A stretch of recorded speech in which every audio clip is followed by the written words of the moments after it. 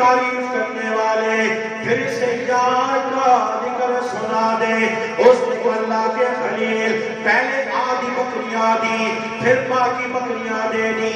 اب یار کا ذکر تو سنا دیتا ہوں، بدلے میں کیا دو گے؟ اب تمہارے پاس کیا ہے؟ ابراہیم علیہ السلام نے فرمایا او میرے یار کو پکارنے والے، اتنی بکریوں کا تو مالک ہو گیا ہے، اتنی بکریاں تیرے پاس ہیں، اب ان بکریوں کو چلانے کے لیے تجھے ایک آدمی کی ضرورت بھی پڑے گی. تجھے کیا ہوگی؟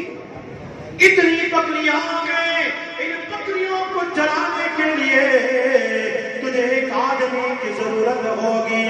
سنے اب میں تیری بکریاں چلاؤں گا، پر شرط یہ ہے یار کا پھر سے ذکر سنا دے.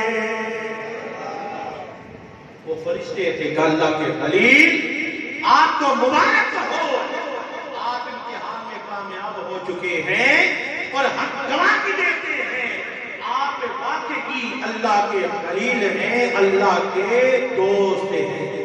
پکارنے والا پکارتا ہے سبحان ذی الملک والملکوت،